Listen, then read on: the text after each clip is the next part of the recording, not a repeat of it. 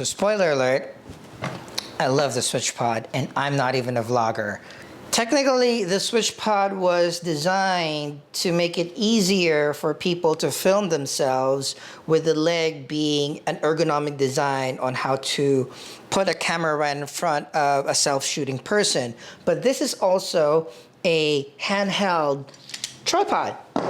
Look at that. With just a flick of a wrist, the leg's open, and then you can stabilize your camera and take your shot. However, it is not perfect. It lacks one crucial component to make this extremely versatile.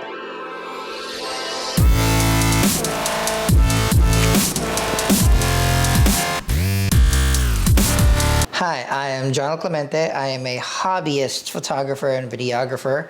I love creating portraits as well as documenting live art performances in and around New York. I also love sharing my research about the things that I'm investing in. I'll be posting a lot of my thoughts about the gear that I've been researching and playing around with. So hopefully you subscribe to the channel and check back in and we can continue the discussion. Back to the SwitchPod. A lot of great things about this. First, form factor, design, and ergonomics.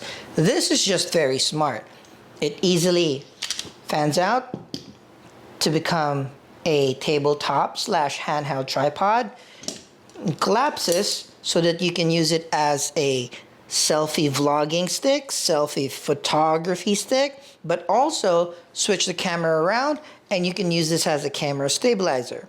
So, great design. There's also grooves along the places that you will be holding it for better grip. And the tightening knob for you to attach your camera or other ball heads is at the bottom, so you don't have to turn the entire SwitchPod around or turn the camera around for it to be attached to the device. Those are great things. They even thought about little magnets to make sure that when the legs are together, they snap together and they stay together. Very, very smartly thought. Another cool feature that they put into the SwitchPod is there are a couple of 1/4-20 threads where you can attach additional peripherals to. So if you want to put a monitor, if you want to put a mic, if you want to just have additional lights attached to your handheld tripod, you can do so. Now, let's get to the negatives. Firstly, price. This little gadget, just this, nothing else, is 99 bucks. That might be a little steep for a tabletop tripod, especially if we're going to compare it to its main competitor, the Joby GorillaPod. So this is the grandfather of handheld tripod / selfie implement. Because the legs are rigid and fixed, making it easier for handhold shooting or camera stabilization. Any uneven surface, you won't be able to adjust the alignment of your camera without a ball head. So if you really want to complete and really use your SwitchPod a lot, you're gonna have to add a couple of more bucks and get yourself a ball head. I love head-to-head comparisons. The main competitor of the SwitchPod is the Joby GorillaPod, the grandfather of all these vlogging handheld tripod implements. Let's start with price. Fortunately, the SwitchPod loses on that. Just the SwitchPod with no ball head is $99. The Joby GorillaPod 5K kit, the big boy one of these, with the ball head is only 80 bucks. So if you're really in a pinch, the Joby GorillaPod might be for you. However, everything else that I hold important with regards to handheld tripod or stabilization is being able to carry it all the time. And just the design factor itself, the slim profile, the ease of this to be slipped on and slipped into things, hands down the SwitchPod is much more usable in that front. The GorillaPod is a little too bulky. It takes so long to set up.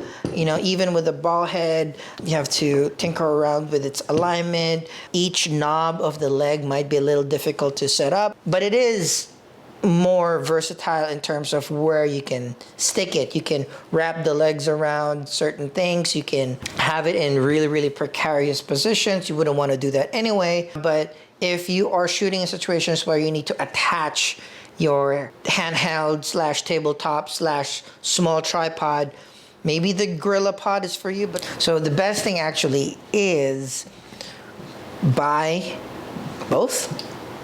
I know it's redundant, but when you buy both, you get to have the versatility of attaching your Joby GorillaPod in weird angles and weird places should you need to. But for me, I don't use that a lot. I use this much more. However, I will still need a ball head. A ball head can run you anywhere between 30 to 50 bucks. Might as well add just a couple of more tens of dollars and then get this and make it into a complete set. But if you don't have budget for both, I would still prefer getting the SwitchPod because I can just bring it anywhere and slip it into most bags that I have, and then get maybe a simple ball head. With the ball head, you can align the weight of your camera enough so that it'll be stable even in some uneven surfaces. I have my biggest boy right here. I have the 1DX Mark II with a 24 to 70. I'll just put the ball head on my SwitchPod, attach the Arca Swiss plate at the bottom of the camera. That's it. This is how one would vlog.